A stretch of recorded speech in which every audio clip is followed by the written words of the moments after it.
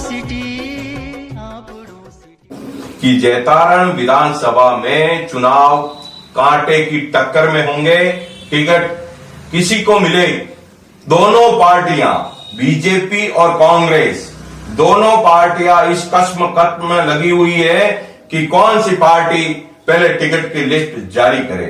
उसका फायदा भी है तो नुकसान भी है। आपनो सिटी न्यूज चैनल के चुनावी रण में आज हमारे साथ हमारी टीम आज पाली जिले में पहुंची है। पाली जिले से जैतारण से वरिष्ठ पत्रकार प्रवीण जी लक्ष्कर आज हमारे साथ है। प्रवीण जी, आपका आपनो सिटी न्यूज चैनल के स्टूडियो में आपका हार्दिक स्वागत है।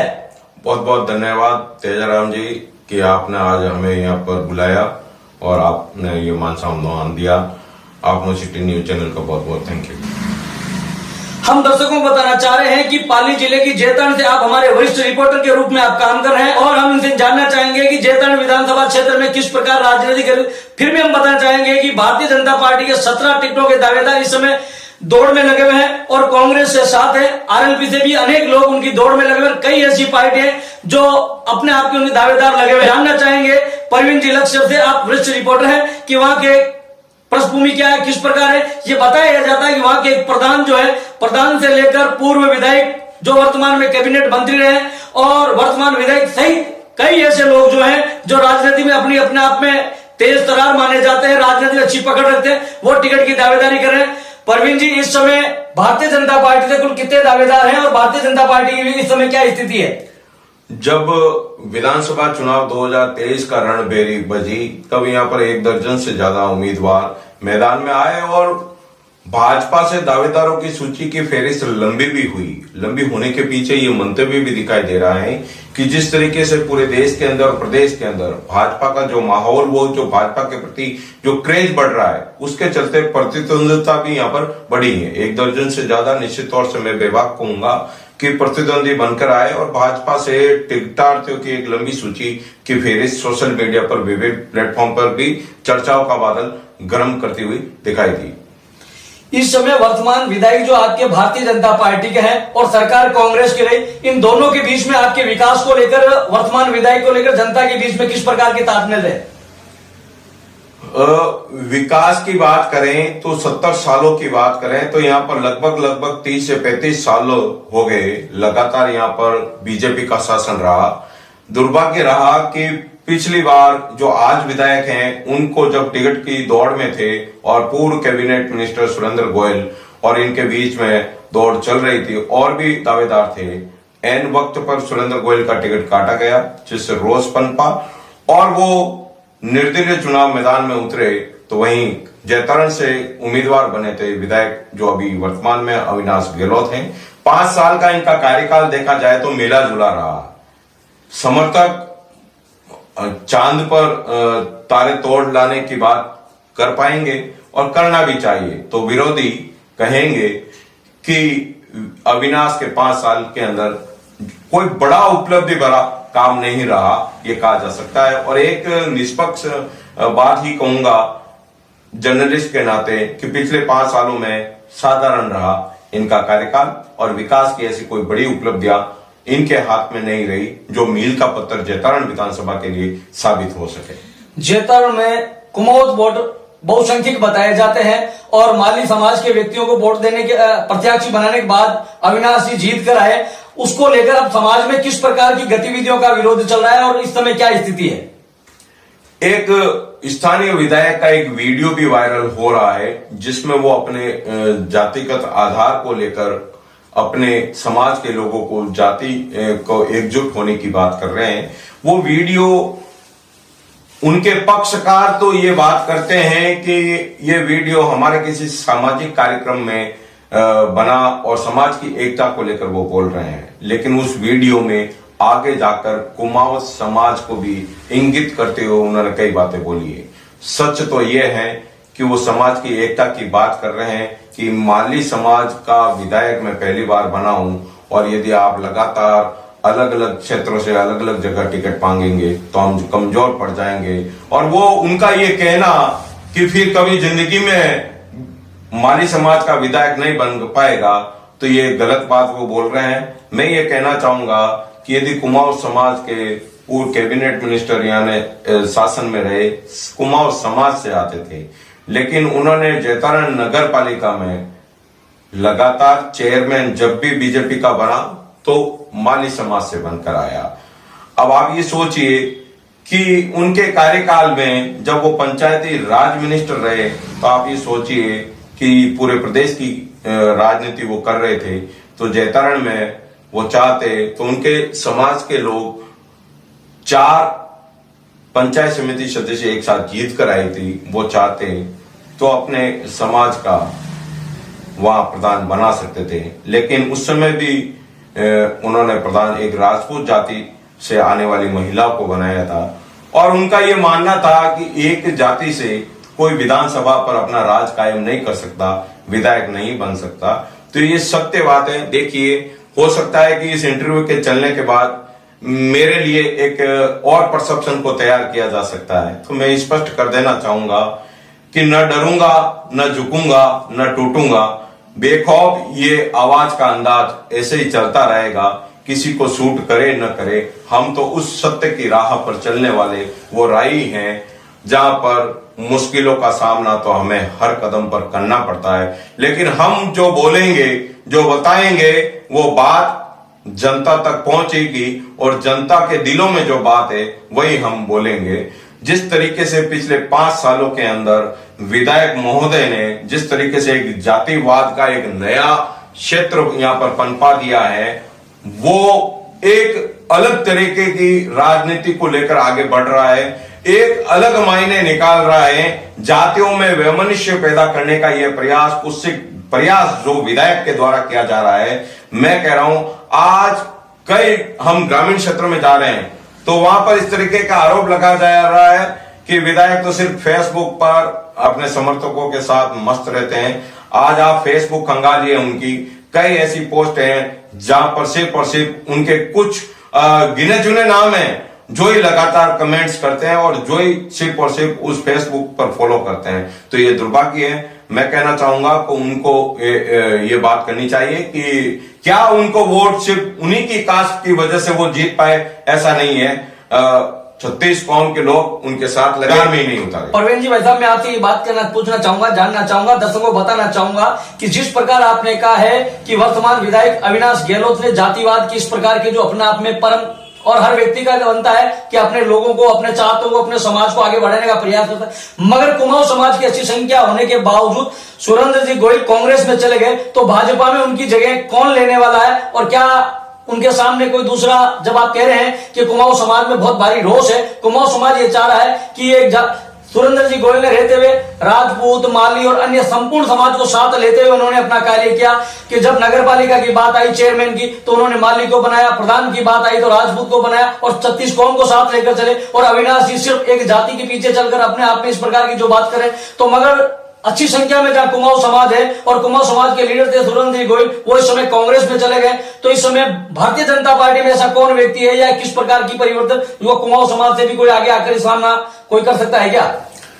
जी, बात रही सुरेंद्र गोयल के कांग्रेस में चले जाने के बाद यहाँ एक कुमाऊं समाज को प्रतिनिधित्व मिलने की बात, तो भारतीय जनता पार्टी के संगठन ने इस बात पर गहन मंथन और विचार भी किया है और यहाँ से लगातार 7-8 साल हो गए डॉक्टर महेंद्र कुमार जो निवास से प्रतिनिधित्व करते हैं और उनको पार्टी ने यहाँ पर लोकल उतारा, मैदान के अंदर है। वो भारतीय जनता पार्टी के संगठन में विभिन्न पदों पर पिछले 7-8 साल से काम कर रहे हैं, जिला उपाध्यक्ष भी रहे और अभी वर्तमान में प्रदेश मंत्री के हैसियत से उनको प्रदेश मंत्री का दायित्व मिला है। और वो महेंद्र कुमार को जहां जहां भारतीय जनता पार्टी का संगठन प्रदेश और राष्ट्रीय स्तर से जो उनको निर्देश मिल रहे हैं, वो लगातार संगठन में सक्रिय हैं। कोरोना काल में भी वो सक्रिय रहे। तो मैं आपको ये बताना चाहूंगा कि अभी हाल ही में जो रणबीरी विधानसभा 2023 के चुनाव की बजी है, जिसमें भारतीय जनता पार्टी और कांग्रेस के दावेदारों की सूचियां को लेकर जगह जगह विभिन्न तरीके से पैनल की सूचियां बनाई गई, जिस तरीके से कांग्रेस पार्टी के पर्यवेक्षक भी आए, तो जैतारण में भी आए पर्यवेक्षक और इन्होंने वहां फार्मों की सूचियां, दावेदारों की सूचियों को संलग्न किया और नाम लेकर वो ऊपर पार्टी आला कमान तक भेजे गए हैं। कांग्रेस में भी एक लंबी फहरिस्त है और पूर्व कैबिनेट मिनिस्टर सुरेंद्र गोयल जो भाजपा छोड़कर बागी हुए थे, 17,000 वोटों पर उनकी सिमट गए थे निर्दलीय चुनाव में, लेकिन वो पिछले 5 साल से कांग्रेस का दामन थाम रखे हैं। लेकिन स्थानीय जो प्रोग्राम होते हैं, अधिकांश प्रोग्रामों में वो कांग्रेस के नदारत रहते हैं। प्रोग्राम के अंदर अभी डाक बंगला जैतारण में भी प्रोग्राम हुआ था, तो वहां पर जो पर्यवेक्षक आए थे तो उनके पास भी मेरे हिसाब से वहां नहीं पहुंचे। दिलीप चौधरी लगातार जैतारण विधानसभा में कांग्रेस की बात करूं तो मैं आपको कहना चाहूंगा तेजाराम जी, वहां एक झंडा कांग्रेस का लेकर कोई चलने वाला व्यक्ति है तो वो दिलीप चौधरी है। ये इस बात को समर्थक अपने अपने नेताओं के समर्थक अपने अपने हिसाब से इसका आकलन कर सकते हैं। कोई मेरी बात को अलग कह सकता है तो जुदा कोई अलग जुदा कर सकता है, लेकिन सत्य यही है। और पिछले आप ये सोचिए कि पिछले 3-4 महीने से दिलीप चौधरी कांग्रेस का नेता गांव गांव और ढाणी ढाणी पहुंच रहा है। वो अपने व्यक्तिगत मतों का जनाधार बढ़ाने का काम करने में व्यस्त हैं। साथियों, टिकट की लॉबिंग के लिए अपने अपने समर्थक अपने अपने नेता का नाम ले रहे हैं। कोई कह रहे हैं दिलीप चौधरी 1 नंबर पर। अभी हमारे पास एक रिपोर्ट जैतारण से आई है कि जैतारण में प्रदेश कार्यकारिणी में कई बार सदस्य रहे हैं, प्रदेश कार्यकारिणी के पीएससी मेंबर रहे जुगल प्रजापति, तो उनको लेकर कांग्रेस की क्या स्थिति है? जुगल प्रजापति निश्चित तौर से कांग्रेस का माइंडसेट है उनका, जयपुर में रहते हैं और राज्य स्तरीय कई नेताओं से उनके अच्छे संपर्क हैं, संबंध भी हैं। जुगल प्रजापति को जयपुर की राजधानी में कांग्रेस के नेता अच्छी तरीके से जानते हैं और बेसिकली वो जैतारण क्षेत्र से ही आते हैं। लेकिन मैं आपको कहना चाहूंगा कि कांग्रेस के नेता होने और एक पत्रकार होने में दोनों में बिग डिफरेंस है। तो जुगल प्रजापति कांग्रेस का नेता भी है तो एक वरिष्ठ पत्रकार भी है। वो अपनी खुद की एक पत्रिका भी निकालते हैं और लंबे टाइम हो गया वो जयपुर में निवास करते हैं और जैतारण में जब भी समय मिलता आते हैं। अच्छे व्यक्तित्व हैं, लेकिन पार्टी कांग्रेस उन पर दाव खेलेगी ये मुझे नहीं लगता ऐसा है। उनके फिल्म इंडस्ट्रीज में भी उनके परिवार से कई अच्छी पकड़ मजबूत रखते हैं, तो फिल्म इंडस्ट्रीज को लेकर, राजनेताओं को लेकर और धरातल जैतारण से होने के कारण क्या इस बार क्या स्थिति बनती है उनकी? राजनीतिक दृष्टि से मैं बेबाक कहूंगा तेजाराम जी, उनके लिए अभी टाइम मुझे नहीं लगता कि कांग्रेस उनके लिए सोचेगी। और एक युवा नेता किशोर चौधरी ग्रामीण परिवेश से आता है, उनके परिवार में कोई राजनीति में नहीं रहा, लंबा अनुभव नहीं रख रहे थे। उनके पिताजी सरपंच बने थे और उसके बाद ये छात्र नेता के रूप में आए। एनएसयूआई से चुनाव एनएसयूआई से चुनाव कॉलेज में भी लड़ा, जीते भी हैं। इन्होंने अपने समर्थकों को भी वापस एनएसयूआई के बैनर के तले या निर्दलीयों की तरह इन्होंने जितवाया भी है। आज ये एनएसयूआई के जिलाध्यक्ष भी हैं, जैतारण ब्लॉक तहसील के ये सरपंच संघ के अध्यक्ष भी है। ये अपनी पैतृक गांव पिपलिया खुर्द से ये सरपंच है वर्तमान में और ये राजनीति के क्षेत्र में अभी अपना उज्जवल भविष्य लेकर चल रहे हैं। कांग्रेस से ये दावेदारों की सूची में है कि युवा नेता का नाम कहे तो किशोर चौधरी का नाम मेरे सामने आ रहा है। हो सकता है मेरी इस बेबाक टिप्पणी के बाद कई लोग अलग अलग की प्रतिक्रिया करते हैं और प्रतिक्रिया करनी चाहिए। समर्थक और विरोधी अपने अपने हिसाब से आकलन करते हैं, लेकिन एक पत्रकार की जो राय होती है उस राय पर गंभीरता से वो अपनी राय को रखता है। परवीन जी, चिंतन उन्हीं का कहा जा सकता है, वो सच्चाई रखी जा सकती है। सच्चाई जब तक आप रखोगे तो बाद में आज नहीं कल उन्हें उस चीज को स्वीकार करना होगा कि पत्रकारिता क्या होती है और पत्रकारिता में किस प्रकार पैनी नजर रखी जाती है और जनता को के सामने परोसी जाती है। जिस प्रकार भी कांग्रेस और भाजपा में जो दोनों में बराबर की आप बात बता रहे हैं, एक तरफ संसदीय सचिव अपनी दौड़ में लगे हुए हैं तो दूसरी तरफ वर्तमान विधायक के साथ साथ प्रदेश के मंत्री जो है इस समय वो भी टिकट की दौड़ में है। मगर मैं ये तो जानने को आ रहे हैं कि जिन लोगों को टिकट नहीं मिला वो अन्य पार्टी का दामन थाम चुके, तो क्या ये बात सच्चाई है कि ऐसे कौन से नेता है जो वर्तमान में टिकट के लिए अपने आप की तैयारी कर रहे हैं, जिन्हें टिकट नहीं मिला तो दूसरी पार्टी का दामन थाम कर राजनीति के अपने भविष्य दांव पर लगाएंगे? तेजाराम जी, गंभीर विषय की बात है और मैं एक राज की बात भी बताना चाहूंगा। क्यों, देखिए कि पत्रकार का जीवन एक सार्वजनिक जीवन होता है, तो पिछले 20 साल 15 साल हो गए मुझे इस क्षेत्र में काम करते हुए। मैंने उतार चढ़ाव के कई दौर देखे हैं और मैं पत्रकारिता पे गर्व महसूस करता हूं कि मैंने क्षेत्र की नेताओं की बात करूं तो मैं इस बात को इसलिए बीच में ला रहा हूं क्योंकि कोई ये नहीं समझे कि वो उसका पक्ष ले रहा है, उसका विरोध कर रहा है। आप ये सोचिए कि 25 साल से जो भाजपा के दिग्गज नेता रहे सुरेंद्र गोयल, तो मैंने उनका लगातार विरोध किया और वो विरोध जनता के लिए रहा। जनता के समस्याओं का और उनकी वाजिब मांगों को लेकर मैंने जबरदस्त खबरें चलाई। लोग कह सकते हैं कि उनकी खिलाफत में खबरें चली, लेकिन वो सच तो था। कहीं न कहीं तो पत्रकार को जगह रखने की जगह थी, सच्चाई थी, तभी तो वो खबर चला पाया, वरना वो खबर नहीं चला पाता। आप ये सोचिए, संसदीय सचिव दिलीप चौधरी राजस्थान सरकार में संसदीय सचिव रहे, तो मैंने उनके खिलाफ भी बड़ी खबरें कह सकते हैं चलाई। ऐसा कह सकते हैं कि कई बार हो सकता था कि उन खबरों से उनका पॉलिटिकल कैरियर का यू टर्न भी आ सकता है। वो ये कह रहे हैं कि खिलाफ चलाई, मैं ये कह रहा हूं इसलिए खिलाफ शब्द का बोल रहा हूं कि उनके समर्थक कह रहे थे कि खिलाफ चलाई, लेकिन खबर तो उस दिन भी थी जब उनके समर्थकों के हिसाब से वो खबर उनके खिलाफ थी। लेकिन चंद दिनों के बाद मैंने ऐसी खबर भी चलाई जो उनके पक्ष की थी। एक जर्नलिस्ट ये जानता है कि किसी के फैन फॉलोइंग के लगता होगा कि उसके नेगेटिव है और किसी को लगता होगा ये उसके पॉजिटिव है, लेकिन खबर ही जीवन है। ये पत्रकार का असली धर्म है और हम उसी को धर्म को निभाते आज चले आ रहे हैं। परवीन जी, खबर चाहे किसी को अच्छी लगे या बुरी लगे, सच्चाई सच्चाई होती है। इसीलिए तो पत्रकार की कलम पेनी होती है और पत्रकार के द्वारा लिखी गई कलम का और सबका आज नहीं आने वाले समय में इतिहास लिखा जाता है। मैं ये जानना चाहूंगा कि अभी वर्तमान में कांग्रेस और भाजपा की स्थिति में, भाजपा में लंबी सूची है, 17 से 20, 21, 25 के आसपास दावेदार जो हैं, अब धीरे धीरे उनकी क्या है, और कांग्रेस में मात्र 7 है। मगर कांग्रेस के अंदर भी एक जाट नेता, तेज तरार जाट नेता और संसदीय, उधर कुमाऊं और इधर एक तरफ आप माली समाज। अब तीनों के बीच में तीनों की जनसंख्या ये जानना चाहूंगा, जैतारण विधानसभा में किस जाति की कितनी संख्या है, किस प्रकार ये राजनीतिक ध्रुवीकरण चलेगा?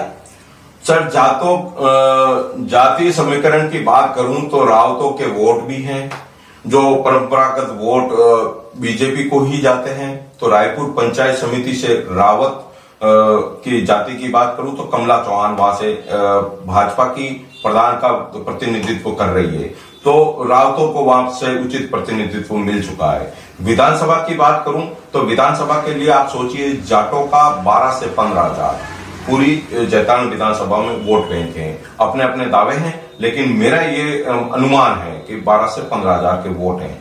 और मालियों के वोट, समाज के वोट, ये कितने ही बताएं, लेकिन ये 25 हजार से ज्यादा वोट नहीं है।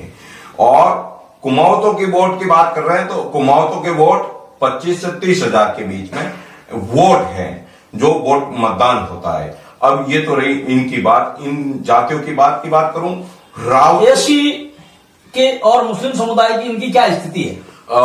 मुस्लिम समुदाय की जहां तक बात है तो आप ये मान के चलिए कि 15 हजार के लगभग मुस्लिम समुदाय के वोट जैतारण विधानसभा क्षेत्र में है। और आप ये देखिए कि मूलतः ओबीसी का जो वोट बैंक है, आज भी वो वोट बैंक बीजेपी के साथ है, जो जिसको मारवाड़ी भाषा में कहते हैं कि कंग बंग कौम है या छोटी मोटी कौम। तो छोटी मोटी जातों के अंदर जो वोट बैंक आता है वो आज भी बीजेपी के पक्ष में ही जाता हुआ नजर आ रहा है।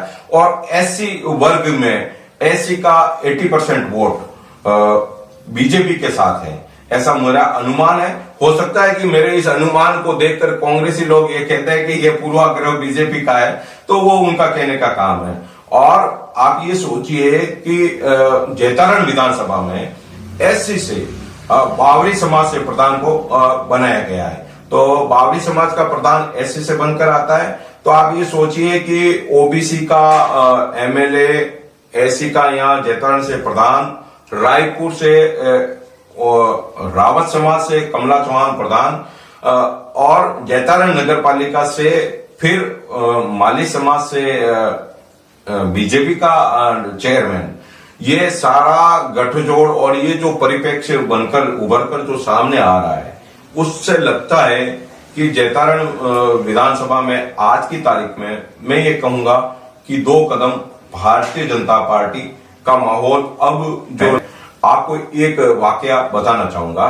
क्या बाबा बालकनाथ का प्रदेश से स्तरीय कार्यक्रम था भाजपा की सदस्यता अभियान को बढ़ाने को लेकर। वो कार्यक्रम जैतारण में हुआ तो उसके लिए विधानसभा प्रभारी, विधानसभा संयोजक, जैतारण के एमएलए, इन्होंने सारे उस कार्यक्रम के लेकर पहले से एक निर्धारित कार्यस्थल को तय किया गया था। सिकवाल भवन उस कार्यस्थल का नाम था। उसको सभी की स्वीकृति थी कि यही कार्यक्रम होगा, बाबा बालकनाथ यही आएंगे। जिला संगठन का भी यही आदेश था और वही होना था। लेकिन उस कार्यक्रम स्थल को तय करने के 2 दिन के बाद अचानक हो सकता है जनप्रतिनिधि विधायक के मन में कुछ और कोई भाव होगा, वो मैं नहीं कह सकता, वो तो वही बता सकते हैं। लेकिन उन्होंने एक और स्थल को तय किया और वहां पर उस कार्यक्रम को करवाया। मतलब अधिकृत कार्यक्रम स्थल से अनाधिकृत कार्यक्रम पर बाबा बालकनाथ को जबरदस्ती रास्तों को ब्लॉक करके, रास्तों को जाम करके, रोक कर, ये कह सकते हैं कि कुछ अति उत्साही या उर्दंगी लोगों को घेर कर उनको अनाधिकृत कार्यक्रम स्थल पर लेकर जाकर पहले उनको वहां पर सभा करवाई या उनका संबोधन वहां पर हुआ। ये बड़े दुर्भाग्य की बात है बीजेपी के लिए। मैं सार्वजनिक रूप से ये कहना चाहता हूँ। नहीं, मैं इस बात को काटते हुए ये पूछना चाहूंगा कि पार्टी का कार्यक्रम था, पार्टी ने करवाया, जिला अध्यक्ष मौके पे थे, तो फिर जिला अध्यक्ष जी के बिना पूछे, चाहे बाबा बालकनाथ हो, चाहे प्रधानमंत्री नरेंद्र मोदी हो या कोई हो, संगठन के बिना पूछे वहां गए तो वो उनकी लुकआउट है। पर इससे जनता में क्या फर्क पड़ रहा है ये मैं जानना चाहूंगा। जिस प्रकार उन्होंने जगह स्थान बदली, कार्यक्रम वही था जहां संबोधन होना था, जनता वहां पहुंची, मगर इसको लेकर जनता में क्या मैसेज या जनता में क्या स्थिति आएगी। और चुनावों को लेकर अब स्थिति में, इसमें अब जिस समय टिकटों को लेकर जो तैयारी चल रही है तो उससे क्या प्रभावित होगा, ये चीज जानना चाहूंगा। जी, मैं बीजेपी की राजनीति को करीब से रिपोर्टिंग करता आया हूं लंबे टाइम से। ये बताने का मकसद क्या है वो आप जानिए कि अपने आप को प्रदेश स्तर के संगठन से और जिला स्तर के संगठन को नागवार करते हुए उनसे परे जाकर अपनी हठधर्मिता को अपनाते हुए उस कार्यक्रम को पहले करवाना कि मैं चाहूं वहां होना चाहिए, ये बात कहीं ना कहीं अहंकार को उजागर करती है। और उस कार्यक्रम से जब जिलाध्यक्ष जी उस अनाधिकृत कार्यक्रम से मैं जाने से ऐतराज किया तो जिलाध्यक्ष जी के साथ भी वहां दुर्व्यवहार हुआ। ये खुले मंच पर मैं आपको एक बार फिर बोलना चाहूंगा, क्योंकि यह वहां पर जो सैकड़ों बीजेपी के और भी कार्यकर्ता पहुंचे थे, एक बार तो स्थिति वहां तनावपूर्ण हो गई थी, लेकिन जिला संगठन ने जो, मगर मेरा ये कहना है कि आपने जो स्थिति बताई वहां जिला अध्यक्ष जी से भी बड़े हेवी और वर्तमान में तेज तरार आपके विधायक जो है अविनाश गहलोत, वो इतने तेज निकले कि उन्होंने अपना कार्यक्रम अपने क्षेत्र में अपने हिसाब से कार्यक्रम करवाया गया। और बाबा बालकनाथ ने भी मौके की स्थिति को देखते हुए जिला अध्यक्ष के साथ जाने के बजाय उनके साथ गए। अब ये स्थिति तो समझ में आ गई, जनता भी समझ रही है अब उनके साथ क्या हुआ क्या नहीं हुआ, अपने क्षेत्र की बात है। मगर आज राजनीति को लेकर जिस प्रकार एक प्रदेश का मंत्री वो भी टिकटों की दौड़ में और वर्तमान विधायक की दौड़ में, तो जनता का क्या रुख लगता है आपको इस समय कि जनता कहां जाएगी? मगर पार्टी अपने सर्वे पे करेगी। अब कांग्रेस और भाजपा की हम बात करना चाहते हैं कि कांग्रेस में करीबन 7 से 8 दावेदार हैं, मगर तेज तरार दावेदारों में जिसका नाम आता है पूर्व संसदीय सचिव दिलीप चौधरी का नाम आता है, वहां जाट समुदाय ज्यादा तेज तरार रहे हैं। तो इस समय वर्तमान विधायक या भाजपा दोनों में से टिकट मिलता है, चाहे अविनाश जी को टिकट मिले, चाहे दिलीप जी को मिले या अन्य किसी को मिले। इस समय जनता का क्या माहौल है, जनता किन को क्या चाहती है, जनता क्या स्थिति है? कांग्रेस के नजरिए से बात करें तो आज की तारीख में मैं ये कहूंगा कि हो सकता है दिलीप चौधरी के कई माइनस पॉइंट भी बताए जा सकते हैं कि उनको जब कांग्रेस के बैनर के तले मैदान में उतारा गया था पिछली बार अविनाश गहलोत के खिलाफ, तो मात्र 12,000 वोटों से वो हारे। उस समय हार के कई जैतारण विधानसभा में लोकल कारण भी रहे और लोकल राजनीतियां भी रहती है। एक दूसरे को हराने और जिताने के लिए कई निर्दलीय प्रत्याशियों का भी सहारा लेना पड़ता है। जब मेरी उन चुनावों के दौरान दिलीप चौधरी से भी बात हुई थी, कई नेताओं से भी मेरी बात हुई, तो ये सोचिए कि जैसे पुखराज बावरी जो एससी के निर्दलीय उम्मीदवार उतरे थे, वो भी 10,000 वोट के करीब वोट लेकर आए। तो मैं कई बार चर्चाएं करता था कि ये वोट ये हो रहा है, इस तरीके से हो रहा है। कृष्ण सिंह गुर्जर करके जो 19,000 से ज्यादा वोट निर्दलीय के चुनाव में लेकर आए, और मुकुट सिंह रावत जो रावतों के समुदाय से आते हैं, मगरा बेल्ट से आते हैं, जैतान विधानसभा से आते हैं, उन्होंने भी चुनाव लड़ा था। तो उन्होंने भी 10 से 15,000 वोटों का निर्दलीय में लेकर आया। लेकिन सुरेंद्र गोयल जो एक कद्दावर नेता के रूप में बगावत करके बगावती हुए थे, उम्मीद की जा रही थी कांग्रेस के नेताओं के द्वारा कि सुरेंद्र गोयल 30 से 35,000 वोट लेकर आएंगे, लेकिन वो 17,000 वोटों पर सिमट गए और निर्दलीयों के द्वारा ये 10 से 12,000, 15,000, 20,000 का वोटों का यह अंगणित का खेल बिगाड़ा है। किसी को जीतने के लिए राहत दी तो किसी को हराने के लिए वो सक्षम हो पाए। ये फौरी तौर पे ये निकल। परवीन जी, मैं ये कह रहा हूँ, एक कांग्रेस में संसदीय सचिव रहे, वो भी एक मंत्री का दर्जा था, और एक भारतीय जनता पार्टी में कैबिनेट के दर्जे पे भी रहे और विधायक रहे। उन दोनों ने भी निर्दलीय चुनाव लड़ा। दोनों की थी, एक 12,000 और एक 17,000। तो जिस प्रकार वो कैबिनेट मंत्री थे, उनका कद बढ़कर 17,000 आया, और जो एक संसदीय सचिव थे, राज्य मंत्री का दर्जा था, वो एक 12,000 वोट लेकर आए। इन दोनों के बीच के अंदर मैं टोकना चाहूंगा आपको तेजाराम जी, वो चुनाव हारे तो अविनाश गहलोत से मात्र 12,000 वोटों से ही हारे। वो 54,000 वोट लेकर आए, कांग्रेस के बैनर के तले थे वो, और उन्होंने 54,000 वोट की ही ले पाए। मैं आपको ये भी एक इस पूरे बात के दौरान ही बताना चाहूंगा कि जब मतदान हो चुका था और कल सुबह काउंटिंग होगी, उससे 4 बजे पहले मैं कई राजनीति में जो दिलचस्पी रखते हैं उन लोगों से मिला था। तो जैतारण विधानसभा क्षेत्र में एक परसेप्शन चल रहा था कि संसदीय सचिव जो रहे हैं कांग्रेस से, यहाँ 25,000 से ज्यादा वोटों से वो जीत रहे हैं। इस तरीके के दावे प्रतिदावे किए जा रहे थे और शर्तों का एक अंबार चल रहा था कि आप जीतोगे 2 किलो कलाकंद हम खिलाएंगे। इस तरीके की बहुत सी बातें चल रही थी। तो मेरे को भी 2-4 लोगों ने पूछा, तब मैंने उनको बोला था कि सर आप कुछ भी मानिए, मेरा जो आकलन है वो आकलन अभी अविनाश गहलोत के जीत के पक्ष में मेरे आंकड़े जा रहे हैं। 10 से 12,000 का वो मैंने आंकड़े भी बताए। इसीलिए मैं आज फिर ये दोबारा कहना चाह रहा हूं कि जैतारण विधानसभा में चुनाव कांटे की टक्कर में होंगे। टिकट किसी को मिले, दोनों पार्टियां बीजेपी और कांग्रेस, दोनों पार्टियां इस कस्म में लगी हुई है कि कौन सी पार्टी पहले टिकट की लिस्ट जारी करे। उसका फायदा भी है तो नुकसान भी है। मैं आपको दोनों बातें कहना चाहूंगा।